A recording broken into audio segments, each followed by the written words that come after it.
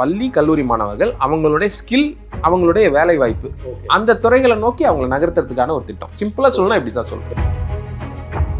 Tamil Nadu government வந்து தமிழ்நாடோட results குறைஞ்சிட்டே இருக்கும் பொழுது அவங்க யாராவது ஒருத்தரை தேடிட்டு இருந்தாங்க, பேஷனேட்டா இருக்கிற மாதிரி யாராவது ஒருத்தரை தேடிட்டு இருந்தாங்க. லக்கிலி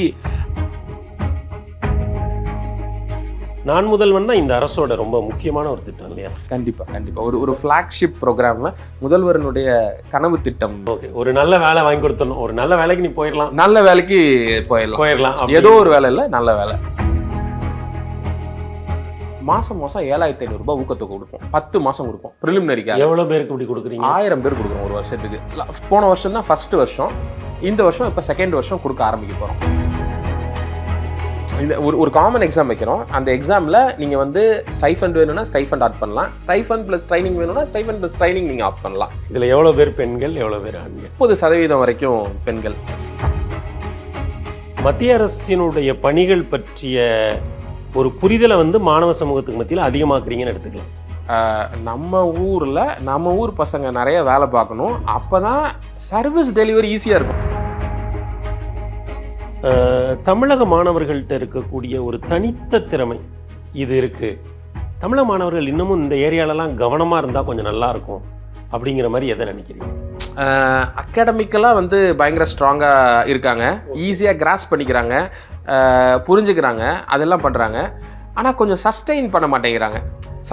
சஸ்டெயின் பண்ணுறது, கன்சிஸ்டன்சி, தோல்வியை தாங்க மாட்டேங்கிறாங்க.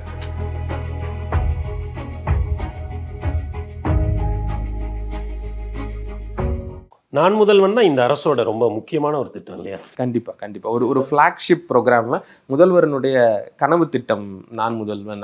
முதல்வர் சொல்லியிருக்காரு, முதல்வரே வந்து என்னுடைய கனவு திட்டம் சொல்லியிருக்காரு. தமிழ்நாடு இளைஞர்களை அடுத்தடுத்த இடத்துக்கு கொண்டு போறது. அதுல நான் வந்து போட்டித் தேர்வுகள் பிரிவினுடைய மிஷன் டைரக்டரா இருக்கேன். நான் முதல்வன்ங்கிறது ஒரு பெரிய ஸ்கீம். அது பெரிய ஸ்கீம், அது ஒரு பெரிய, அது வந்து கல்லூரி பள்ளி மாணவர்களை குறி வச்சு பண்ணக்கூடியதா? பள்ளி மாணவர்கள், கல்லூரி மாணவர்கள், எக்ஸாக்ட்லி இவங்க ரெண்டு பேருக்கும் அவங்களுடைய ஸ்கில், பள்ளி கல்லூரி மாணவர்கள் அவங்களுடைய ஸ்கில், அவங்களுடைய வேலை வாய்ப்பு, அந்த வேலை வாய்ப்பு அதிக வருவாயிட்டக்கூடிய வேலை வாய்ப்புடைய துறைகள், அந்த துறைகளை நோக்கி அவங்களை நகர்த்துறதுக்கான ஒரு திட்டம். சிம்பிளா சொல்லணும், இப்படி தான் சொல்லணும். ஓகே, ஒரு நல்ல வேலை வாங்கி கொடுத்தணும், ஒரு நல்ல வேலைக்கு நீ போயிடலாம், நல்ல வேலைக்கு போயிடலாம், ஏதோ ஒரு வேலை இல்லை, நல்ல வேலைக்கு போயிடலாம் அப்படிங்கிற அந்த இடத்தை அதை நோக்கி நகர்த்துற எந்த துறையின் கீழே நீங்க வரீங்க? சிறப்பு திட்ட செயலாக்க துறைக்கு. ஒரு ரயில்வேல ஒரு மனித வளம், ஒரு ஆயிரக்கணக்கான ஊழியர்களோட நலனெல்லாம் ஒரு புறம் நீங்க பார்த்துட்டு இருக்கீங்க, ரொம்ப சிறப்பாக செயல்படுறீங்க. திடீர்னு அப்படி தமிழ் மாணவர்கள் அவங்க கனவு ஒரு போட்டித் தேர்வு, இந்த உலகத்துக்குள்ள வந்தோன்னு இந்த உலகம் எப்படி இருந்தது? எனக்கு இந்த ஆப்பர்ச்சுனிட்டி கிடைச்சது ரொம்ப பெரிய விஷயம் தான் நான் நினைக்கிறேன். ஏன்னா நாம பாஸ் பண்றது ஒரு பக்கம், பட் இன்னொருத்தவங்களை பாஸ் பண்ண வைக்கிறது இன்னும் சேலஞ்சிங்கான ஒரு விஷயம். ஒரு முதன்முறை பாஸ் ஆனவருங்கிற அடிப்படையில் உங்களுக்கு அதுக்கான தகுதி இருக்கிறதா தான் நம்ம தமிழ்நாடு கவர்மெண்ட் வந்து தமிழ்நாடோட ரிசல்ட்ஸ் குறைஞ்சிட்டே இருக்கும் பொழுது அவங்க யாராவது ஒருத்தரை தேடிட்டு இருந்தாங்க, பேஷனேட்டா இருக்கிற மாதிரி யாராவது ஒருத்தரை தேடிட்டு இருந்தாங்க. லக்கிலி வந்து I happen to meet senior officials. அவங்க they gave me opportunity to work in government of Tamil Nadu. இங்க நீங்க இப்ப எதை பாக்குறீங்க? இந்த நான் முதல்வன்ல எந்த விஷயத்தை நீங்க கவனப்படுத்தி பாக்குறீங்க? முதல் கவனம் வந்து யூபிஎஸ்சி தேர்வுகளில், ஐஏஎஸ் எக்ஸாம்னு பொதுவாக சொல்லக்கூடிய யூபிஎஸ்சி சிவில் சர்வீஸ் எக்ஸாமினேஷனில் தமிழ்நாட்டு மாணவர்கள் தமிழ்நாட்டு மாணவர்கள் அதிகமாக இடம்பெறணும். குறைந்தது 10% மாணவர்களாவது போகணும். கொஞ்ச நாளைக்கு முன்னாடி அது வந்து 4% இருந்துச்சு. அதுக்கும் ரொம்ப நாளைக்கு முன்னாடி 10%, 15% வரைக்கும் இருந்துச்சு. அந்த கட்டத்துலலாம் அப்படி 15 அது வரைக்கும் 15% வரைக்கும் போன காலகட்டம் இருக்கு. அப்படி ஒரு காலகட்டம் இருக்கு. அங்க ஒரு 90கள்ல இருந்து ஒரு 2010 வரை பீக்ல இருந்தாங்கன்னு சொல்லலாம்ல தமிழ் மாணவர்கள். அதாவது லேட் 90s 2000க்கு அப்புறம், குறிப்பா 2005 to 2015 2016 பீக் இயர்ஸ், 5 to 16 தான் வந்து ஒரு பீக் இயர் அப்படின்ட்டு நம்ம சொல்லலாம். 5 to 16 அதுக்கப்புறம் அப்படியே டிராஸ்டிக்காக குறைய ஆரம்பிச்சு 4% ஒரு வருஷத்துல பார்த்தோம்னா டாப் 100ல ஒருத்தர் கூட இல்லை அப்படிங்கிற சுச்சுவேஷன் வர ஆரம்பிச்சு. அதுல வந்து ஃபர்ஸ்ட் பிரைமரி ஃபோக்கஸ் அது யூபிஎஸ்சியில் நிறைய மாணவர்கள் தமிழ் மாணவர்கள் போகணும், அது நம்பர் 1 ஃபோக்கஸ். இந்த நான் முதல்வன்ல போட்டித் தேர்வுகள் அப்படிங்கிற அந்த பிரிவோட திட்ட இயக்குனரா இருக்கிறீங்க. உங்களோட முதல் நோக்கம் வந்து யூபிஎஸ்சி. ஓகே, ஐஏஎஸ் தேர்வுகள், சிவில் சர்வீஸ் எக்ஸாமினேஷன் அதிக மாணவர்கள் தமிழ்நாட்டை சேர்ந்த மாணவர்கள் அதிக எண்ணிக்கையில் செலக்ட் ஆகணும். அது ஃபர்ஸ்ட் பிரைமரி நோக்கம். அதுக்கு அடுத்தது central government examination, other central government examinations இருக்கு இல்லையா, staff selection commission, central other railway recruitment board, bank, இந்த மாதிரி விஷயங்கள் இதுதான் கவர்மெண்ட் வந்து இந்த போட்டித் தேர்வுகள் பிரிவுக்கு செட் பண்ணியிருக்கிற மேண்டேட். இப்போ நீங்கள் வரும்போது இப்போ நீங்கள் சொன்ன மாதிரி 95 ஒரு 2015 வரையான காலகட்டத்தில் நிறைய மாணவர்கள் தேர்ச்சி பெறுறாங்க. பிறகு அது படிப்படியாக வந்து குறைந்து கொண்டே வருது. இதை தடுப்பதற்கு என்ன மாதிரியான முயற்சிகள்லாம் எடுத்திருக்கீங்க? இது அல்லது இந்த இந்த தேர்ச்சி விகிதத்தை அதிகரிக்க என்ன மாதிரியான முயற்சிலாம் எடுத்திருக்கீங்க? முதல் விஷயம், டேலண்டான மாணவர்கள் ஃபைனான்ஷியல் சப்போர்ட் இல்லாமல் அவங்க வந்து பண்ண வேண்டான்னு வெளியில் போகக்கூடாது, போதும் அப்படின்னு நினச்சி வெளில போகக்கூடாது. இன்னொரு ஒரு அட்டெம்ப்ட் இருந்தால் அவன் இலக்கு அடைஞ்சிருவானா இருக்கும். அப்போ அவன் வந்து வெளியில் போகக்கூடாது. அந்த மாதிரி மாணவ மாணவிகளுக்கு ஃபஸ்ட்டு சப்போர்ட் பண்ணணும். அதுக்கு கவர்மெண்ட் என்ன பண்ணியிருக்காங்கன்னா ஒரு ஃபினான்ஷியல் சப்போர்ட். நாம் ஒரு டெஸ்ட் வைப்போம், அந்த டெஸ்ட்டில் பாஸ் பண்ணிட்டாங்கன்னா மாதம் 7,500 ரூபாய் ஊக்கத்தொகை கொடுப்போம். 10 மாதம் கொடுப்போம். ப்ரிலிமினரிக்காக எவ்வளோ பேருக்கு இப்படி கொடுக்குறீங்க? 1000 பேர் கொடுக்குறோம் ஒரு வருஷத்துக்கு. ஓ, இது வருஷத்துக்கு கொடுத்துட்ருக்கீங்க? போன வருஷம் தான் ஃபஸ்ட்டு வருஷம், இந்த வருஷம் இப்போ செகண்ட் வருஷம் கொடுக்க ஆரம்பிக்க போகிறோம். அப்போது அந்த தேர்வை எழுதி வெற்றி பெற்ற மாணவருக்கு மாதம் 7,500 ரூபாய் கொடுத்துறீங்க. ஓகே, வேற என்ன பண்ணுறீங்க? இதுக்கு அடுத்தது ஒரு 225 பேருக்கு ஃபுல் டைமாக ட்ரெயின் பண்ணுறோம். சென்னையில் இருக்கக்கூடிய ராஜா அண்ணாமலைபுரத்தில் கிரீன்வேஸ் ரோட்டில் ஃபுல் டைம் ரெசிடென்ஷியல் ட்ரைனிங் கொடுக்குறோம் 225 மாணவர்களுக்கு. எவ்வளோ நாள் அந்த ட்ரைனிங் போகும்? அது ஒரு 8 மாதம் போகும் அந்த ட்ரைனிங். அதுக்கப்புறம் 100 பேர் கோயம்புத்தூர்லேயும் பாரதியார் யூனிவர்சிட்டியோட சேர்ந்து அவங்களோட சேர்ந்து ஒரு டைப் பண்ணி அங்கே ஒரு ரெசிடென்ஷியல் கோச்சிங், இன்னொரு 100 பேர் மதுரையிலையும் மதுரை காமராஜர் யூனிவர்சிட்டியோட டைப் பண்ணி அங்கே ஒரு 100 பேருக்கும் மொத்தமாக ஒரு 425 பேருக்கு ரெசிடென்ஷியல் கோச்சிங் கொடுக்குறோம். அவங்கள எப்படி தேர்ந்தெடுப்பீங்க? இதே எக்ஸாம் வழியாக தேர்ந்தெடுப்போம். இந்த ஒரு காமன் எக்ஸாம் வைக்கிறோம். அந்த எக்ஸாமில் நீங்கள் வந்து ஸ்டைஃபண்ட் வேணும்னா ஸ்டைஃபண்ட் ஆட் பண்ணலாம், ஸ்டைஃபண்ட் ப்ளஸ் ட்ரைனிங் வேணும்னா ஸ்டைஃபண்ட் ப்ளஸ் ட்ரைனிங் நீங்கள் ஆட் பண்ணலாம், இல்லை ட்ரைனிங் மட்டும் வேணும்னா ட்ரைனிங் ஆட் பண்ணலாம். அந்த எக்ஸாமில் நீங்கள் அந்த மெரிட் லிஸ்ட்டுக்குள்ளே வரணும். ஓகே, இப்போ முதல்ல வரக்கூடிய மாணவர்களுக்கு ஸ்டைஃபண்ட் ப்ளஸ் ட்ரைனிங். ஆமாம் ஆமாம், அவங்க ஒரு வேளை ஸ்டைஃபண்ட் மட்டும் எனக்கு போதும்னு ஆட் பண்ணலாம். ஆனால் நான் கேட்குறேன், உங்களோட ப்ரையாரிட்டி வந்து ஸ்டைஃபண்ட் ப்ளஸ் ட்ரைனிங் வந்து ஃபஸ்ட்டு, அது மாணவர் ப்ரையாரிட்டியை பொறுத்து அது மாறும். அப்போ இந்த 1000 பேரில் ஒரு 425 பேருக்கு வந்து ரொம்ப இன்டென்சிவான ஒரு உணவு, உறைவிடம் எல்லாத்தோட ட்ரைனிங், மென்டர்ஷிப், டீச்சிங் எல்லாம் சேர்த்து ஒரு பேக்கேஜ். இப்போ தமிழ்நாட்டுக்கே ஒரு கேள்வியை நான் உங்ககிட்ட கேட்குறேன். இதில் எவ்வளோ பேர் பெண்கள், எவ்வளோ பேர் ஆண்கள்? ஒரு 30% வரைக்கும் பெண்கள் இருக்காங்க. ஓகே, யூபிஎஸ்சிலையுமே அத்தனை சதவீதம் தான் தேர்ச்சி பெறாங்க இல்லையா? இல்லை, 30%ங்கிறது இப்போதைக்கு ஒரு நல்ல சதவீதம். இல்லை, நான் என்ன கேட்குறேன்னா ஆல் இண்டியா டேட்டாவில் அதை விட கம்மியாக தான் இருப்பாங்க. அதை விட கம்மியாக தான் இருப்பாங்க. அதை விட அதிகமான பெண்களுக்கு தான் நீங்கள் நாம ட்ரெயின் பண்ணுறோம். ஓகே, அப்போ 425 பேருக்கு வந்து உணவு உறைவிடத்தோட பயிற்சி கொடுக்குறீங்க, 1000 பேருக்கு வந்து ஸ்டைஃபண்டோட சேர்த்து இது தவிர வேற என்ன முயற்சிகள் அரசாங்கம் எடுக்குது? இந்த எண்ணிக்கை மத்திய அரசு தேர்வுகளில், அதுவும் மத்திய அரசு அதிகாரிகளாக தமிழக மாணவர்கள் போக வேண்டும்ங்கிற அந்த உயரிய நோக்கத்தோட அரசு இது தவிர வேற என்ன முயற்சிகளை பண்ணு? இதை தவிர வந்து நம்ம அடுத்த சர்வீஸ், இப்போ நம்ம ஊரில் வந்து இன்கம் டேக்ஸ் ஆஃபீஸ் இருக்குது, ஜிஎஸ்டி ஆஃபீஸ் இருக்குது, போஸ்டல் டிபார்ட்மெண்ட் இருக்குது, ரயில்வே டிபார்ட்மெண்ட் இருக்குது. இங்கேயும் நம்ம பசங்க இருக்கணும். இப்போ நீங்கள் ரயில்வேஸில் போனீங்கன்னா ஒரு லோக்கோ பைலட்டுக்கு எவ்வளோ சம்பளம்னு கேட்டிங்கன்னா ஒரு 70,000 ரூபாய் 80,000 ரூபாய் வாங்குவார். அது நிறைய பேருக்கு தெரியாது. ஒரு ரிட்டையர் ஆகிற லோக்கோ பைலட் வந்து 2 லட்ச ரூபா சம்பளம் வாங்குவார், 1.5 லட்ச ரூபா சம்பளம் வாங்குவார். அவரோட பென்ஷன் ஒரு தமிழ்நாட்டில் ஒரு சிறிய ஊரில் இருக்கக்கூடிய ஒரு லோகோ பைலட் வந்து 2 லட்ச ரூபா சம்பளம் வாங்குறாருங்கிற தகவலே நிறைய பேருக்கு தெரியாது. அப்போ 1 லட்ச ரூபா சம்பளம் வாங்குற அவர் ரிட்டையர்மெண்ட் பென்ஷனே 1 லட்ச ரூபா வாங்குவார். நீங்கள் ஸ்டேஷன் மாஸ்டர் பார்த்தீங்கன்னா ஜாயின் பண்ண உடனே 70,000 ரூபாய் சம்பளம் வாங்குவார். ஸ்டேஷன் மாஸ்டர் 70,000 ரூபாய் சம்பளம். அப்போ இந்த சம்பளத்தில் நம்ம ஊர் பசங்க நிறைய பேர் இருக்கணும். அப்போ நம்ம ஊர் பசங்க நிறைய பேர் இருக்கணும்னா அப்போ அந்த எக்ஸாமை அவங்க கிராக் பண்ணணும். அதுக்காக நம்ம ஃபெசிலிட்டேட் பண்ணணும். மாணவர்களுக்கு இந்த தேர்வுகள் மேலெல்லாம் இப்போ யூபிஎஸ்சியை பொறுத்தளவில் எனக்கு புரியுது, அது மேலே ஒரு கிரேஸ் இருக்குது. அவங்க நிறைய பேர் வந்து யூபிஎஸ்சின்னு ஐஏஎஸ் ஆகணும், ஐபிஎஸ் ஆகணும் அப்படின்ட்டு வந்து படிக்கிறாங்க. ஆனால் ஒப்பீட்டளவில் நீங்கள் உங்கள் சொந்த ஊர்லேயே வேலை பார்த்துக்கலாம். மத்திய அரசு நிறுவனம், சம்பளம், இப்போ ஒரு இன்கம் டேக்ஸ் இன்ஸ்பெக்டருக்கு சொந்த ஊரில் எவ்வளோ மரியாதை இருக்குன்னு நமக்கு தெரியும். ஆனால் இந்த அளவுக்கு மாணவர்கள்ட்ட அந்த தேர்வுகள் மேலே ஆர்வம் இருக்கா? அந்த ஆர்வத்தை கொண்டு வரதுக்காக வேண்டி தான் இந்த வருஷம் கவர்மெண்ட் ஒரு ஸ்கீம் பண்ணியிருக்காங்க. என்ன பண்ணுறீங்க? நம்ம எப்படி யூபிஎஸ்சிக்கு 1000 பேருக்கு வந்து ஸ்காலர்ஷிப் ஸ்டைஃபன் கொடுத்தோமோ, எஸ்எஸ்சி பேங்கிங் ரயில்வேஸுக்கு 1000 பேருக்கு இந்த வருஷம் நம்ம எக்ஸாம் வச்சு தேர்ந்தெடுத்து 1000 பேருக்கு ரெசிடென்ஷியல் கோச்சிங் ஃபார் 6 months கொடுக்குறோம். 1000 பேருக்கு 1000 பேருக்கு கொடுக்குறோம். எப்படி 3 சென்டர்ல தமிழ்நாடு கொடுக்குறோம். முழுவதும் 1000 பேருக்கு எப்படி 3 சென்டர்ல கொடுக்குறோம். நாங்க ஒரு எக்ஸாம் வச்சோம்.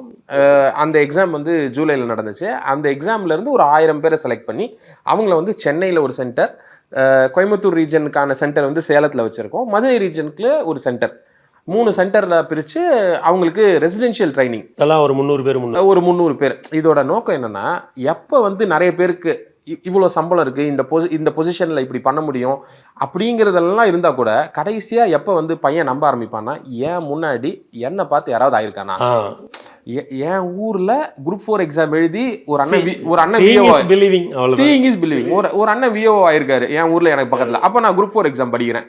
இன்னொரு அக்கா வந்து சீனியர் இன்ஸ்பெக்டர் கோஆபரேட்டிவ் ஆயிருக்காங்க, இல்ல செக்ரட்டரியேட்ல வேற பாக்குறாங்க. சோ நான் அதை எடுத்து படிக்கிறேன். ஏன்னா அவங்களுக்கு தான் தெரியும் இந்த வாழ்க்கை எப்படி மாறுது ஒரு தேர்வான பிறகுன்றது அவங்களுக்கு தெரியும். அப்ப நீங்க எக்ஸாம்பிள்ஸை உருவாக்கணும்.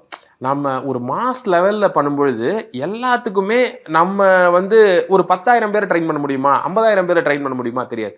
பட்டு நீங்கள் ட்ரெயின் பண்ணுற ஒரு ஆள் புதுக்கோட்டையில் ஒரு ஆள், கும்பகோணத்தில் ஒரு ஆள், விளாத்திக்குளத்தில் ஒரு ஆள், பன்ருட்டியில் ஒரு ஆள், தருமபுரியில் ஒரு ஆள், உளுந்தூர்பேட்டையில் ஒரு ஆள்னு நீங்கள் ட்ரெயின் பண்ணுற மிக்ஸில் இப்படி வெவ்வேறு ரீஜன்ஸில் இருக்கிறவங்க செலக்ட் ஆகி போகும்போது அவங்க அந்த ஊரில் ஒரு ரிப்பிள் எஃபெக்ட் ஏற்படுத்துவாங்கல்ல. அவங்களோட மாமா பையன், சித்தப்பா பையன், கசின் பிரதர்ஸு, பக்கத்து வீட்டு பையன். ஸோ இந்த மாதிரி ஒரு எஃபெக்டை ஏற்படுத்தணும். அப்போ we have to set examples. எக்ஸாம்பிளை செட் பண்ணால் என்ன மாதிரி தான் நீ, என்ன மாதிரி நீயும் ஆகலாம் அப்படின்னு அவங்க சொல்லும்போது அதோட எஃபெக்ட் வேற மாதிரி இருக்கும். அந்த முயற்சி தான் இது. அப்போ முதல்ல நம்ம ஒரு 1000 பேர் உருவாக்குவோம். அரசினுடைய உயர் பதவிகளாக கருதப்படுகிற யூபிஎஸ்சி தேர்வுகள் மூலம் தேர்வாவதற்கும் பயிற்சி கொடுக்குறீங்க. அதற்கு அடுத்த கட்டத்தில் குரூப் பி என்று சொல்லப்படக்கூடிய group B and group C பதவிகளுக்கான தேர்வுகளுக்கும் எஸ்எஸ்சி, ஆர்ஆர்பி, பேங்கிங் எல்லாத்துக்குமே வந்து பயிற்சி கொடுக்குறோம். எப்படி இருக்காங்க தமிழக மாணவர்கள்? ரொம்ப ஆர்வமா இருக்காங்க அப்படிங்கிறத சொல்லணும். அவங்களுக்கு எவ்வளவு பேர் விண்ணப்பிக்கிறாங்க? இந்த மாதிரி ஒரு 1000 பேருக்கு நீங்க ஒரு தேர்வு வைக்கிறீங்கன்னா எவ்வளவு பேர் விண்ணப்பிக்கிறாங்க? யூபிஎஸ்சிக்கு எவ்வளவு பேர் விண்ணப்பிக்கிறாங்க? இதுக்கு எவ்வளவு பேர் விண்ணப்பிக்கிறாங்க? தமிழ்நாட்டுல இருந்து யூபிஎஸ்சிக்கு எவ்வளவு விண்ணப்பிக்கிறாங்கற டேட்டா நம்மளால எக்ஸாக்ட்டா இல்ல. 1000 பேருக்கு நீங்க தேர்வு வச்சிருப்பீங்கல்ல? ஆமா ஆமா. அதுக்கு எவ்வளவு பேர் விண்ணப்பிச்சாங்க? ஒரு 40,000 பேர் விண்ணப்பிக்கிறாங்க. ஓகே, நான் 1000க்கு 40,000 பேர் விண்ணப்பிக்கிறாங்க. இந்த 1000க்கு ரெண்டுக்குமே மோர் ஆர் லெஸ் சிமிலரா தான் இருக்கு. எது அதிகமா இருக்கு? யூபிஎஸ்சிக்கு தான் அதிகமா இருக்கு. அதுதான் ரொம்ப அதிகமா கவனிக்க வேண்டிய விஷயம். கவனிக்க வேண்டிய. ஏன்னா ஆனா பணியிடங்கள்னு பாத்தீங்கன்னா இதன் மூலம் கிடைக்கக்கூடிய பணியிடங்கள் தான் அதிகமா இருக்கு. அதிகமா எஸ்எஸ்சி, பேங்கிங், ரயில்வே, டிஃபென்ஸ் இந்த மாதிரி மத்திய அரசு சார்ந்த இந்த அந்த குரூப் பி பணியிடங்கள் அதிகம். ஆனா இதுக்கான ஒரு பயிற்சிக்குன்னு ஒரு தேர்வு வைக்கும் போது யூபிஎஸ்சிக்கு விண்ணப்பிப்பதை விட குறைவான மாணவர்கள் தான் இதுக்கு விண்ணப்பிக்கிறாங்க. என்ன காரணம்னா, யூபிஎஸ்சியில் செலக்ட் ஆகிற நிறைய பேர் நிறைய சேனல்ஸ்ல பேட்டி கொடுக்கறது, அவங்க ஊர்ல நிறைய பேர் செலக்ட் ஆகுது, பல மாவட்டங்கள்ல இருந்து வருஷம் வருஷம் செலக்ட் ஆகிட்டு இருக்காங்க. அப்ப அவங்களுக்கு எக்ஸாம்பிள்ஸ் இருக்கு நம்ம முன்னாடி. ஒரு பெரும் கனவை நோக்கி போறதோட அது ரொம்ப முக்கியமான விஷயம். அது ரொம்ப முக்கியமான விஷயம். பெரும் கனவை நோக்கி போறதுங்கிறது ஒரு முக்கியமான விஷயம். அதுக்கு அடுத்த முக்கியமான விஷயம் இன்னொன்னு இருக்குல்ல, அதை அடைய முடியும் இருக்கு. என் சொந்த ஊர்ல ஒரு வேலை பார்க்கணும். இப்போ நீங்க யூபிஎஸ்சிக்கு அதிகமா விண்ணப்பிக்கிறாங்களா இல்ல குரூப் 4க்கு அதிகமா விண்ணப்பிக்கிறாங்களான்னு பாத்தீங்கன்னா குரூப் 4க்கு தான் அதிகமா விண்ணப்பிக்கிறாங்க. 20 லட்சம் பேர் விண்ணப்பிக்கிறாங்க. ஆமா, அங்க இந்தியா ஃபுல்லா 10 லட்சம் பேர் தான் விண்ணப்பிக்கிறாங்க. அப்ப பெருங்கனவு அப்படின்னு பார்த்தா யூபிஎஸ்சிக்கு தான் விண்ணப்பிக்கணும் நிறைய பேர். ஆனா அப்படி பண்ணல இங்க தான், ஏன்னா இது முடியும்னு நினைக்கிறாங்க. இன்னொரு பக்கம் பார்த்தா இது ரெண்டுத்தையும் தமிழ்நாட்டிலேயே பொதுவா ஈவன் குரூப் 1 தேர்வுகளுக்கு விண்ணப்பிப்பவர்களுடைய எண்ணிக்கையை விட இது போன்ற மத்திய அரசினுடைய அந்த 2ஆம் கட்ட அதிகாரிகளாக உள்ள குரூப் பி பணியிடங்களுக்கு விண்ணப்பிப்பவர்களுடைய எண்ணிக்கை குறைவாக தான் இருக்கு. ஏன்னா அவங்க முன்னாடி எக்ஸாம்பிள்ஸ் இல்லை.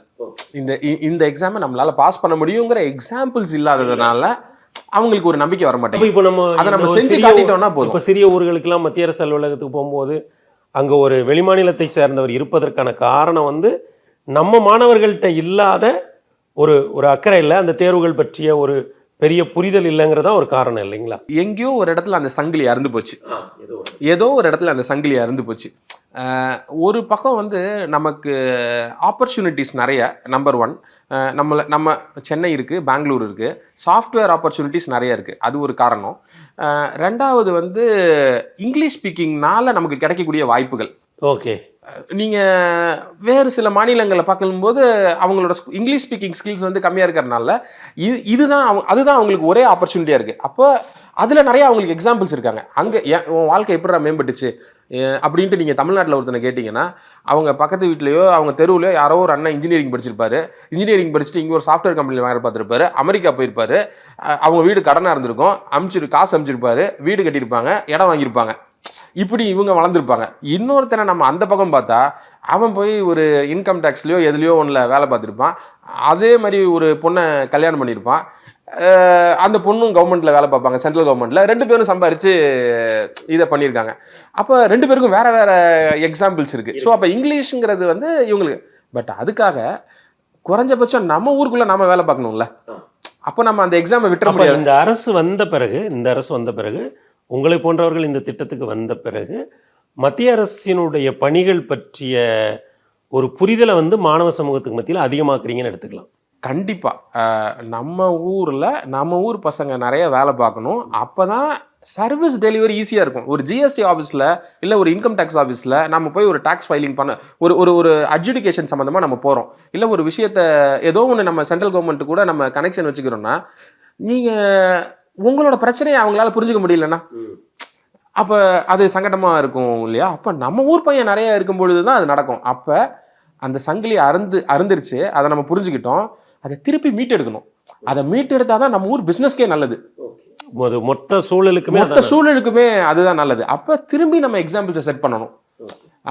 ஆளே இல்லைன்னு சொல்ல முடியாது. வந்து 1000 பேருக்கு நீங்கள் பயிற்சி கொடுத்து 1000 பேருக்கு பயிற்சி கொடுக்குறோம். இந்த மாதிரி 3 இடத்துல 1000 பேருக்கு முழுமையான பயிற்சியை கொடுத்துட்டு ரெசிடென்ஷியல் ட்ரைனிங் உண்டு உறைவிட பயிற்சி இது பண்ணுறீங்க.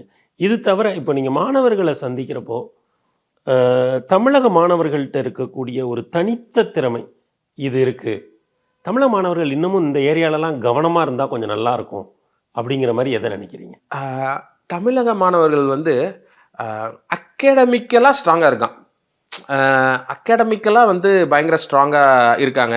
ஈஸியாக கிராஸ் பண்ணிக்கிறாங்க, புரிஞ்சுக்கிறாங்க, அதெல்லாம் பண்ணுறாங்க. ஆனால் கொஞ்சம் சஸ்டெயின் பண்ண மாட்டேங்கிறாங்க. சஸ்டெயின் பண்ணுறது, கன்சிஸ்டன்சி, தோல்வியை தாங்க மாட்டேங்கிறாங்க. தோல்வி வந்து அவங்களுக்கு கொஞ்சம் பயமாக இருக்குது. உடனே போட்டித் தேர்வுலையுமே அவங்க வந்து உடனே ஒரு முடிவு வரணும் அப்படின்ட்டு நினைக்கிறாங்க. அது ஒன்று இருக்குது. பட் மெயினான விஷயம் ஜென்ரலாக இன்டெலிஜென்ட்டாக இருக்காங்க. அவங்களுக்கு தேவை ரைட் டைரக்ஷன் மட்டும்தான். டைரக்ஷன் இருந்தால் அவங்க சூப்பராக பண்ணிடுவாங்க. ஓவராலாக நான் பாசிட்டிவாக தான் பார்க்குறேன். ரொம்ப பாசிட்டிவாக இருக்குது. இந்த தேர்வில் வெற்றி பெறுவதற்கு நீங்கள் ஒரு சில ஆண்டுகளை கொடுக்கணும்.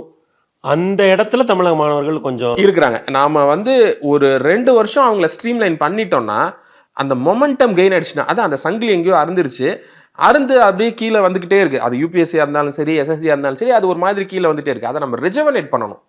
நாம் ரெஜவனேட் பண்ணி கொஞ்சம் கொண்டு போயிட்டோம்னா அதுக்கப்புறம் அவன் பார்த்துக்குவான். அந்த சைக்கிள் அவன் அடுத்த 10 வருஷத்துக்கு கொண்டு போயிடுவான்.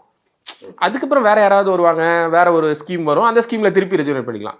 நம்மளை பொறுத்தவரையிலும் சென்ட்ரல் கவர்மெண்ட் ஜாப்ஸில் நம்மளோட ரெப்ரஸன்டேஷன், அது வந்து யூபிஎஸ்சியாக இருந்தாலும் பரவாயில்ல, ஐஏஎஸ், ஐபிஎஸ், ஐஎஃப்எஸ், சென்ட்ரல் சர்வீசஸாக இருந்தாலும் பரவாயில்ல, அது வந்து அடுத்த லெவல் சர்வீசஸாக இருக்க income tax inspector, customs inspector, preventive inspector, இந்த மாதிரி ஆர்ஆர்பி எதாக இருந்தாலும் பரவாயில்ல, நம்ம பையன் இருக்கணும், அவ்வளோதான். அப்போ அதுக்கு சங்கிலி இருந்துச்சுன்னா அதை நம்ம திருப்பி மீட்டெடுக்கிற வேலையை பார்க்கணும். ஒரு அதிகாரியோட சிறந்த குணாம்சம், ஒரு அதிகாரியாக இருப்பதற்கு இதுதான் பிரதான குணாம்சம். நீங்கள் எதை சொல்லலாம்? ஒன்று தான் சொல்லணும் இல்லையா? ஒன்று தான் சொல்லணும் அப்படின்னா நான் வந்து டெசிஷன் மேக்கிங் தாங்க சொல்வேன். முடிவெடுக்கும் திறன் தான் ஒரு அதிகாரியை டிஃபைன் பண்ணுதுங்க. ஒரு அதிகாரியை டிஃபைன் பண்ணுறது அப்படிங்கிறது வந்து டெசிஷன் மேக்கிங் தான். எல்லா விஷயமும் வந்து இப்போ மற்ற எல்லா விஷயத்தை விட ஒரு அதிகாரி முக்கியமாக செய்ய வேண்டியது டெசிஷன் மேக் பண்ண வேண்டியதுதான். கிராஸ் ரூட் லெவலில், கிரவுண்ட் லெவலில் நீங்கள் பார்த்தீங்கன்னா ரூல்ஸ், ரெகுலேஷன்ஸ் எல்லாமே இருந்தாலும் சுச்சுவேஷனுங்கிறது டைனமிக்கான ஒரு சுச்சுவேஷன். பொதுவாக ஒரு அதிகாரி எஃபிஷியண்ட்டாக இருக்கிற அதிகாரிகள் நான் பார்க்கும்போது அவங்க ஒரு வைஸ் டெசிஷன் மேக்கர்ஸாக இருக்காங்க. அந்த டெசிஷன் மேக்கிங் எப்போ வரும்னா அவங்களுக்கு ஒரு தன்னம்பிக்கை இருக்கிறப்ப தான் வரும். ஏன் டெசிஷன் மேக் பண்ண மாட்டாங்க அப்படின்னு நீங்கள் கேட்டிங்கன்னா, இந்த டெசிஷன் மேக் பண்ணால் இதை யாராவது கேள்வி கேட்பாங்களா அப்படிங்கிற ஒரு இது வரும். தங்களுடைய முடிவுகள் மேல ஒரு சந்தேகம் வரும். ஆனால் wrong decision is always better then indecision. நீங்கள் முடிவே எடுக்காமல் இருக்கிறது, தப்பான டெசிஷன் எடுத்தால் கூட அதை திருப்பி நீங்கள் ரைட்டான டைரக்ஷன் கொண்டு போக முடியும். முடிவே எடுக்காமல் விட்டீங்கன்னா அது வந்து தவறாக போயிடும், நம்பிக்கை இழந்துருவாங்க, சிஸ்டம் மேலே நம்பிக்கை இழந்துடும். சிஸ்டம் மேலே நம்பிக்கை போயிடுச்சுன்னா உங்களால் மீட் எடுக்க முடியாது. அப்போ நீங்கள் முடிவெடுக்கணும், டைனமிக்காக முடிவெடுக்கணும், ரெஸ்பான்சிபிளாக இருக்கணும். நீங்கள் ஏன் முடிவெடுக்கிறீங்கன்ற காரண காரியத்தை உங்களுக்கு சொல்கிற தைரியம் இருக்கணும், ஃபைலில் ரெக்கார்ட் பண்ணுற தைரியம் இருக்கணும். சரியோ தப்போ ஒரு முடிவை எடுப்போம், அந்த ஸ்டாண்ட் பண்ணணும், முடிவெடுக்கணும், அதை ஸ்டாண்ட் பண்ணணும். அதை உங்களோட உயரதிகாரிகளாக இருந்தாலும் உங்களை பாசஸாக இருந்தாலும் அவங்கள கன்வின்ஸ் பண்ண தெரியணும். அதை தாண்டி அவங்க ஒன்று சொல்கிறாங்க அப்படின்னா அதை ஏற்றுக்கிட்டு உங்கள் முடிவு தான் செய்வேன்றது கிடையாது. அதை தாண்டி நிர்வாகம் ஒன்று செய்யுதுன்னா அதை தள்ளி வச்சுட்டு அன்பயாஸ்டாக நீங்கள் என்ன தேவையோ அதை செய்யணும். அவங்க புரிஞ்சுக்குவாங்க. ஒரு சில டைம் என்ன ஆகும்னா, நீங்கள் சொன்ன முடிவு நல்ல ரிசல்ட்டை வந்திருக்க வாய்ப்பு இருக்குது, அவங்க சொல்கிற இடத்துல வந்து ஒரு சின்ன பேக் ஸ்டெப் வர வாய்ப்பு இருக்கு. பட் அடுத்த டைம் உங்களுக்கு சான்ஸ் கொடுப்பாங்க. ஓகே, ஏன்னா இவன் எடுக்கிற முடிவு சரியாக இருக்குன்றது அவனுக்கு கிரவுண்டு தெரியுது, அவன் கரெக்டாக தான் சொல்கிறான். அதுதான் உங்களை ஒரு நல்ல ஆஃபீஸராக ஷேப் பண்ணும். உங்களுக்கு ஒரு டெசிஷன் மேக்கிங் எபிலிட்டி வேணும். You should own your decision. நாம் நம்முடைய முடிவுகளை வந்து தைரியமாக எடுக்கணும். அது ஏன் முடிவுன்னு சொல்கிற தைரியம் வேணும். அதனால் பிழை வரலாம். To err is human. நீங்கள் முடிவு எடுக்க பிழை இல்லாத முடிவை எப்படி எடுக்கிறதுன்னு கற்றுக்குவீங்க. இப்போ வந்து ஒரு ரயில்வேல வந்து ஊழியர்கள், அவங்க சம்பளம், அவங்க பென்ஷன், இது போன்ற விஷயங்களை பார்த்து கொண்டிருந்ததுக்கும் மாணவர்கள் போட்டித் தேர்வுகள், கொஸ்டின் பேப்பர்ஸ், ஆன்சர்ஸு, கிளாஸஸ் இப்படிங்கிற இந்த சூழலில் இருக்கிறதுக்கும் எப்படி இருக்கு உங்களுக்கு அனுபவம்? ரெண்டுமே நான் பேஷனேட்டாக செஞ்ச விஷயங்கள் தான். எனக்கு இப்போ பேஷன் இன்னும் அதிகமாக இருக்குது. இந்த விஷயங்கள் வந்து நான் திரும்ப எக்ஸாம் எழுதுகிற மாதிரி இருக்குது. நான் எக்ஸாமில் ஒரு இடத்த அடைஞ்சிருக்கேன், நான் எதிர்பார்த்த ஒரு இடத்த அடையல. அப்போ அதை இதன் மூலிமா என்னால் நிறைவேற்றிக்க முடியுது. ஃபஸ்ட் அட்டம்ப்டில் நான் பாஸ் பண்ணிட்டேன், 728 ரேங்க் எடுத்தேன், ரயில்வே சர்வீஸ் வந்துருச்சு, போயிட்டேன். ஐஏஎஸ் ஆயிருக்கலாம். அப்போ நாம் எங்கே மிஸ் பண்ணணும்? அப்போ அதை தொடர்ந்து ஆராய்ஞ்சு அதை ஃபாலோ பண்ணி நீங்கள் இன்னொரு ஆளை வருஷத்துக்கு நீங்கள் ஒரு 10 பேர் ஐஏஎஸ் ஆக்குறீங்க, ஐபிஎஸ் ஆக்குறீங்கன்னா அது நீங்கள் ஆக்குறீங்கன்னா அவன் தான் ஆகிறான். ஆனால் அதுக்கு நீங்கள் துணை நிற்கும் பொழுது அந்த டைமை வந்து நீங்கள் அவனுக்கு மிச்சம் பண்ணி கொடுக்கும்போது விட்டா வந்து அவன் இன்னும் 4 வருஷம் கழிச்சு ஆவான். அந்த 4 வருஷத்தை நீங்கள் ஸ்ட்ரீம்லைன் பண்ணி மிச்சம் பண்ணி, அது வந்து ஒரு அலாதியான ஒரு சந்தோஷம். ரெண்டுமே ஹியூமன் ரிலேஷன்ஷிப்புங்க. இங்கேயும் பையன் உங்களை நம்பணும். பையன் வந்து சாதாரணமான ஆள் கிடையாது. செலக்ட் பண்ணுறவனே நான் இந்த ஸ்ட்ரீம் போகணுன்றவன் அவன் பெரிய ரிஸ்க் எடுக்கிறான். அவனுக்கு வேறு பக்கம் ப்ரைவேட்டில் நல்ல ஆப்பர்ச்சுனிட்டிஸ்லாம் இருக்குது, அதை விட்டுட்டு அவன் இங்கே வரான். அவன் ரொம்ப கால்குலேட்டிவாக யாரை நம்புறது அப்படிங்கிறத யோசிப்பான். அவன் படிக்கிற எக்ஸாமும் வந்து ஹை ஆஸ்பிரேஷனல் பர்சன். அப்போ அவன் யாரை நம்புறது அப்படிங்கிறதுல வந்து அவன் ரொம்ப சூஸியாக இருப்பான். அப்போ உங்களை பையன் நம்பி கேட்கணும்னா நீங்கள் அந்த அளவுக்கு நீங்கள் ரிசர்ச் பண்ணணும், நீங்கள் அனலைஸ் பண்ணணும், நீங்கள் ஒரு வர்த்தி கைடாக இருக்கணும், வர்த்தி மென்டராக இருக்கணும். அப்போ தான் அவன் உங்களை நம்புவான். அவன்கிட்ட ட்ரஸ்ட் பில்டிங் அப்படிங்கிறது நான் முன்னாடி உங்கள்கிட்ட சொன்னேன் இல்லையா, ரயில்வேஸில் ஒரு ட்ரஸ்ட் பில்ட் பண்ணணுன்றது. அப்போ தான் எம்ப்ளாயர் ரிலேஷன்ஷிப் வந்து இருக்கும், அட்மினிஸ்ட்ரேஷன் எம்ப்ளாயி. அதே மாதிரி இங்கே ஒரு ட்ரஸ்ட் தேவைப்படுது. அந்த ட்ரஸ்ட்டை நம்ம பில்ட் பண்ணும்பொழுது அதை அடுத்தடுத்த பேட்சுக்கு பில்ட் பண்ணும்பொழுது நீங்கள் ஒரு ட்ரஸ்ட்டை பில்ட் பண்ணிட்டீங்க, அந்த ட்ரஸ்ட் வந்து 4 வருஷத்துக்கு அப்படியே போதுன்னு வச்சுக்கோங்களேன். அது ஒரு சுவாரஸ்யம், அது ஓகே, அது ஒரு நல்ல விஷயம் தான். இதில் வந்து புது மாணவர்கள் வந்துகிட்டே இருக்கான். நீங்கள் வந்து ப்ரிலிம்ஸுக்கு ஒரு பேட்சை ட்ரைன் பண்ணுறீங்க, அந்த பேட்ச்ல இருந்து கொஞ்சம் பேர் வெளில போயிட்டு திருப்பி மெயின்ஸுக்கு ஒரு பேட்ச் வரான், அந்த பேட்சை நீங்கள் ட்ரெயின் பண்ணுறீங்க, அதுக்கப்புறம் அடுத்த வருஷத்தோட ப்ரிலிம்ஸ் பேட்ச் உள்ள வரான். ஸோ இப்படி நீங்கள் புது மாணவர்கள் ஒவ்வொருத்தண்டையும் உங்களுக்கு ட்ரஸ்ட் கிடைக்கும் போது அது கொடுக்குற சந்தோஷம் வேற எதுவும் இல்லை. ஒருத்தவங்களை நம்புறான், நீங்கள் சொல்றது செய்யறான், அதன் மூலியமா அவன் பலன் அடைகிறான். இப்போ இந்த மாணவர்கள் வந்து உங்கள் பேட்டியை பார்க்கக்கூடிய மாணவர்களுக்கு ஒரு அச்சம் இருக்கும்ல, நான் ஸ்கூல் காலேஜ்லலாம் சாதாரணமாக தான் படிச்சிருக்கேன், என்னால் இந்த மாதிரி பாஸ் ஆக முடியுமா, இல்லை இப்போ ஒரு கனவுகளோடு இருக்க ஒருத்தனுக்கு வந்து நம்ம வந்து பயிற்சி கொடுக்குறோம், முன்னேற்றுறோம். இந்த மாதிரி சந்தேகத்தோடு இருக்கிற மாணவர்களுக்கு நீங்கள் சொல்ல விரும்புகிறது என்ன? எனக்கு என்னால் முடியுமா, என்னோடய ஸ்கூல் ஆவரேஜாக இருக்குது, காலேஜ் ஆவரேஜாக இருந்திருக்கு, ஆனால் எனக்கு ஒரு ஆசை இருக்குது, அந்த மாணவர்களுக்கு நீங்கள் சொல்ல விரும்புகிறது என்ன? ஆசை இருக்குது, எக்ஸாமுக்கு ஒரு விஷயம் தேவைப்படுது, ஒரு லெவல் தேவைப்படுதுன்னு வச்சுக்கோங்களேன். நான் ஸ்கூல் காலேஜில் ஆவரேஜாகவே இருக்கலாம், திருப்பி இந்த எக்ஸாமில் காம்படிட்டிவாக இருக்கிறதுக்கு ஒரு இடம் தேவைப்படும் இல்லையா, அந்த இடத்துக்காக நீங்கள் 1 வருஷமோ 1.5 வருஷமோ ஸ்பெண்ட் பண்ண வேண்டியது இருக்கும். ஸ்பெண்ட் பண்ணிங்கன்னா நீங்கள் மற்றவங்க இடத்துக்கு வந்துடலாம், அங்கேருந்து காம்படிஷனுக்கு போயிடலாம். ஓகே, சில பேசிக்ஸாக நம்ம மிஸ் பண்ணியிருப்போம்.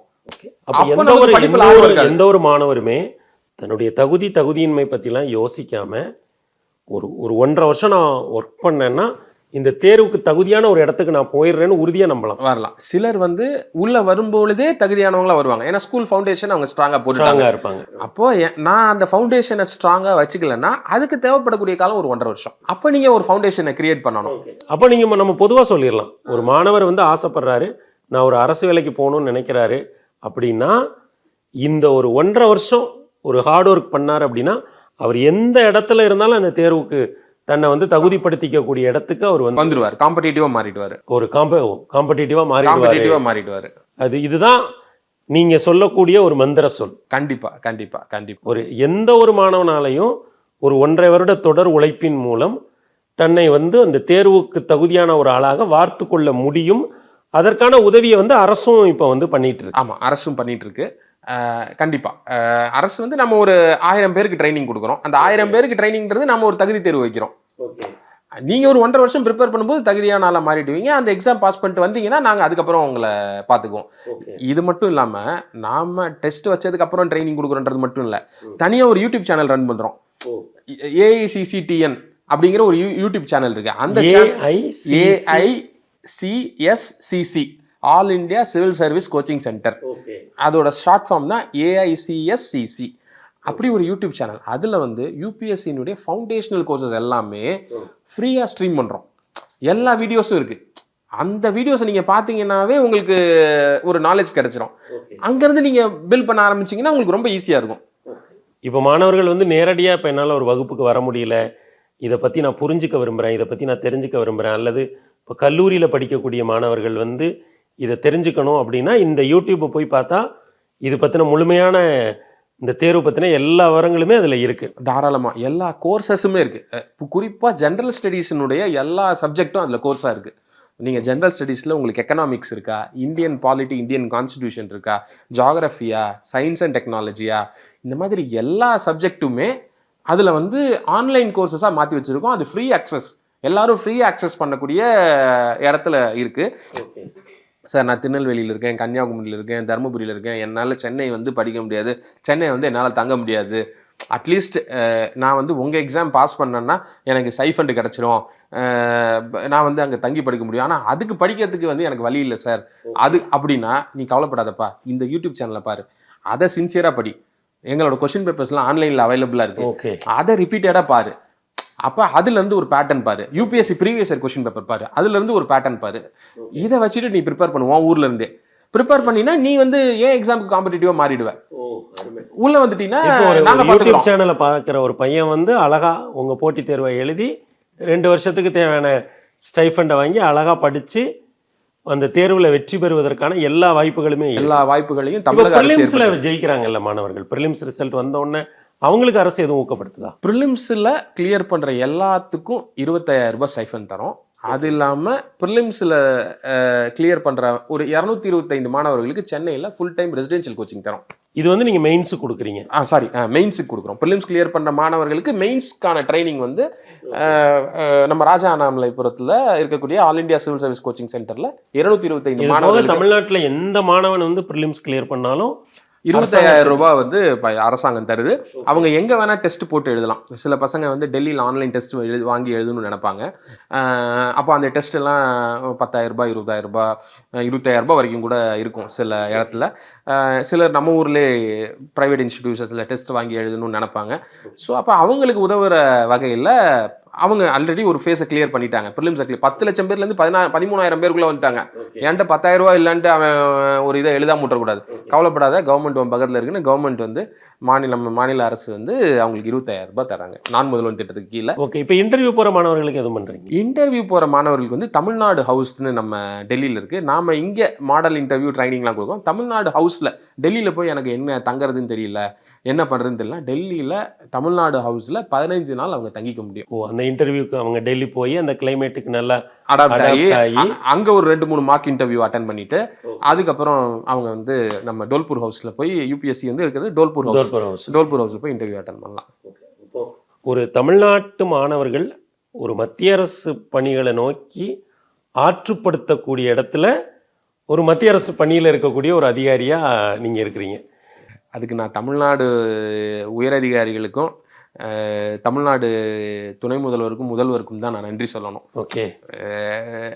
ஒரு விஷயத்தை அச்சீவ் பண்ணணும் அப்படின்னு நினைச்சிட்டாங்க. அதுக்கு அப்ராப்ரியேட்டான பர்சன் எங்க இருந்தாலும் நம்ம கூட்டிட்டு வரணும். திறமையானவர்களை கூட்டிட்டு வந்து அவங்க எங்க இருந்தாலும் சரி நம்ம கூட்டிட்டு வரலாம் அப்படிங்கறத எனக்கு இப்படி ஒரு வாய்ப்பு கொடுத்துருக்காங்க இல்லையா. அது வந்து தமிழக அரசுக்கு தான் அந்த முழு பெருமையும் போய் சேரும். உங்களோட ஹாபிஸ்லாம் என்ன? நீங்க என்ன ஹாபிஸா என்ன பண்ணுவீங்க? பொதுவாக யூடியூப் சேனல் பார்ப்பேன். சில நேரம் டிபேட்ஸ் நிறைய கேட்பேன். அதுக்கப்புறம் ஃப்ரெண்ட்ஸ் கிட்ட நிறைய பேசுவேன். அதுதான் என்னோட ஹாபிஸ். இப்போ கல்லூரி காலத்திலேருந்தே இந்த ஹாபிஸோட தான் நீங்கள் ட்ராவல் பண்ணிட்டு வந்திருக்கீங்க? கல்லூரி காலத்தில் பார்த்தா நான் வந்து ஆனந்த விகடன் படிக்கிறது, நீயா நானா பார்க்கறது, ஒரு வாரம் கூட விட மாட்டேன். ஒரு வாரம் விடாமல் அதை பார்க்குற பழக்கம் உண்டு. அதுக்கப்புறம் எனக்குள்ள நான் ஒரு பேசிக்கலி இன்சைடு நான் ஒரு debater. I have so many opinions. So அப்போ நிறைய விஷயங்களை பேசி கருத்து உருவாக்கப்பட்டது. சார்ந்த பிரச்சனைகளை அது சார்ந்த உங்களுடைய கருத்துக்களை நீங்கள் கூர்மைப்படுத்திக்கிட்டே இருக்கு. நான் கூர்மைப்படுத்திக்கிட்டே இருப்பேன். நிறைய விஷயங்கள்ல என்னோட கருத்துக்களை கூர்மைப்படுத்திக்கிட்டு இருப்பேன். அது நமக்கு பிடிச்ச ஒரு விஷயம். உங்களுடைய அனுபவம் வந்து மிகவும் நீண்டது. ரயில்வேல மத்திய அரசு பணிகளில் ஆரம்பித்து மாநில அரசு பணிகளுக்குள்ள நீங்கள் வந்திருக்கீங்க. இப்போ வந்து மாணவர்களை நீங்கள் தொடர்ந்து சந்திச்சுக்கிட்டே இருக்கீங்க. ஒரு மாணவனுக்கு நீங்கள் வந்து ஒரு அரசு பணி அல்லது ஒரு நல்ல பிரைட் ஃபியூச்சரை தேடிட்டு இருக்க ஒரு மாணவனுக்கு நீங்கள் என்ன சொல்ல விரும்புறீங்க? நீங்கள் ஒரு அதுக்கான ஸ்கில் என்ன தேவைப்படுது, அந்த ரெக்குவயர்மெண்ட் என்ன தேவைப்படுது, நாம் எந்த இடத்துல நிற்கிறோம் அப்படிங்கிறத நம்ம அசஸ் பண்ணிக்கணும். நீங்கள் அரசு பணின்னு எடுத்துக்கிட்டிங்கன்னா மோஸ்ட்லி அது சரவுண்ட் ஆகிறது வந்து ஹியூமனிட்டிஸை நோக்கி ஒரு 4-5 சப்ஜெக்ட் தான் இருக்குது. அந்த சப்ஜெக்டை தான் அரசு பணி உங்களுக்கு அந்த சப்ஜெக்ட் எக்ஸாம் பார்த்தீங்கன்னா அதுதான் அரசு பணியை வந்து எக்ஸ்பெக்ட் பண்ணுறது. நீங்கள் இந்த ஊரை பற்றி தெரிஞ்சிருக்கணும், இந்த நாட்டை பற்றி தெரிஞ்சிருக்கணும், இங்கே இருக்கிற சட்டத்தை பற்றி தெரிஞ்சிருக்கணும், இங்கே இருக்கிற மக்களை பற்றி தெரிஞ்சிருக்கணும், இங்கே இருக்கிற வளங்களை பற்றி தெரிஞ்சிருக்கணும், இந்த பொருளாதாரத்தை பற்றி தெரிஞ்சிருக்கணும். இதை ஒரு 12வது படித்த பையன் எப்படி அந்தந்த சப்ஜெக்ட் படித்த பையன் எவ்வளோ தெரிஞ்சிருப்பாரோ குறைஞ்சது நீங்கள் அந்த அளவுக்கு தெரிஞ்சிருக்கணும்.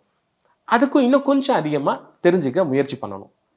அப்போ இதுதான் ரெக்குவயர்மெண்ட்னா இந்த ரெக்குவயர்மெண்ட்டை எப்படி நம்ம பூர்த்தி பண்ணுறது, நாம் எந்த இடத்துல நிற்கிறோம், அந்த இடத்துக்கு எப்படி போகிறது அப்படிங்கிற அசஸ்மெண்ட் பண்ணிவிட்டு ஒரு சூட்டபிள் மென்டர் ஆர் கைடு எப்போவுமே இருக்கணும். நமக்கு தெரிஞ்சவங்க யார் இந்த பரீட்சை எழுதியிருக்கிறாங்க எல்லாத்துக்குமே வந்து ஒரு முன்னத்தியர் யாராவது ஒருத்தர் இருக்கிறது ரொம்ப முக்கியம். இப்போ இணையத்தில் கூட அந்த மாதிரி ஒரு கைடன்ஸ் கிடைக்கும் இல்லைங்களா? இப்போ எல்லாருக்குமே பக்கத்தில் ஒரு நபராக இல்லாட்டி கூட அது போன்ற ஒரு இப்போ உங்கள் வெப்சைட்டு கூட அதுக்கான ஒரு வழிகாட்டி தானே? கண்டிப்பாக. அதாவது ஒரு லெவல் வரைக்கும் உங்களுக்கு பர்சனல் மென்டர்ஸ் தேவையில்லை. அதாவது நீங்கள் பேசிக் லெவலில் அச்சீவ் பண்ணுறதுக்கு வரைக்கும். அதுக்கப்புறம் காம்படிட்டிவ் எட்ஜுக்குள்ளே நீங்கள் காம்படிஷனில் என்ட்ரு ஆகிற வரைக்கும் அது தேவையில்லை. நீங்கள் அதுக்கு மேலே ஒரு எட்ஜு காட்டணும்னு நினைக்கிறீங்க இல்லையா, அந்த இடத்துக்குள்ளே உங்களுக்கு மென்டரோட ரோல் தேவைப்பட்டுரும். அப்போ அது அந்த ஒரு அடிப்படையை தாண்டிட்டீங்கன்னா அந்த மென்டரை நீங்கள் இயல்பா நம்ம அந்த மென்டரை கண்டடைஞ்சிருவீங்க. ஆனா கண்டடையாம இருக்கக்கூடாது. ஓகே, நீங்க கண்டடைஞ்சிருவீங்க. அப்படி ஒருத்தர் இருக்கிறது உங்களோட பயணத்தை ரொம்ப எளிமையாக்கும். ஓகே, தமிழ்நாடு அரசு அதுக்கான முயற்சி எடுத்து தான் எங்களை மாதிரி ஆளுங்களை கொண்டு வந்திருக்காங்க. நீங்க தமிழ்நாடு அரசுக்கு கீழே பயிற்சி பெற்றாலும் சரி, வேற எங்க பயிற்சி பெற்றாலும் சரி, உங்களோட வெற்றியில ஒரு வழிகாட்டிங்கிற ஒருத்தரை வந்து நீங்க ரொம்ப முக்கியமான பங்கு ஆற்றக்கூடியவங்க யாருன்னா உங்களுடைய மென்டர். அவங்க தான் வந்து அவங்க கடைசியாக வெற்றி அடைய போகிறதில்ல, நீங்கள் தான் பரீட்சை எழுத போகிறீங்க, நீங்கள் தான் வெற்றி அடைய போகிறீங்க. இந்த மென்டரோட ரோடு என்னென்னா கேட்டலிஸ்ட்னு சொல்லுவோம் இல்லையா, வினையூக்கி. அது வந்து வினையூக்கிங்கிறது ரியாக்டன்ட்டும் கிடையாது, ரியாக்ஷனோட எண்டு ப்ராடக்ட்டும் கிடையாது. ஆனால் ரியாக்ஷனை வேகமாக நடக்க வைக்கக்கூடிய ஒரு வினையூக்கி. அதே மாதிரி தான் நீங்கள் தான் படிக்க போகிறீங்க, நீங்கள் தான் பாஸ் பண்ண போகிறீங்க, நீங்கள் தான் சக்ஸஸ்னுடைய பலன்கள் அனுபவிக்க போகிறீங்க. 2 வருஷத்தில் பண்ணுறீங்களா, 4 வருஷத்தில் பண்ணுறீங்களா, 6 வருஷத்தில் பண்ணுறீங்களா, அதை வேகப்படுத்துறது தான் இந்த வினையூக்கி, இந்த கேட்டலிஸ்ட். அதுதான் மென்டர். மென்டரை கரெக்டாக தேடி கண்டுபிடிச்சிட்டிங்கன்னா உங்களோட வெற்றி எளிதாயிடும். நிச்சயமாக நீங்கள் குறிப்பிட்ட மாதிரி இன்றைக்கி ஆயிரக்கணக்கான மாணவர்களுக்கு ஒரு மென்டராக இந்த அரசு செயல்படுது. அதில் நீங்கள் ஒரு பிரதானமான ஒரு ப்ராஜெக்ட் டைரக்டர் அப்படிங்கிற அடிப்படையில் ஒரு முக்கியமான இடத்துல இருந்து ஆயிரக்கணக்கான மாணவர்களை ஆண்டுதோறும் முக்கியமான உயர் பதவிகளை நோக்கி நீங்கள் வழிகாட்டி அனுப்புகிறீங்க. இவ்வளவு நேரம் எங்களுடன் செலவிட்டு விரிவான விளக்கங்களையும் தகவல்களையும் கொடுத்ததற்கு எங்களது உளமார்ந்த நன்றிகள்.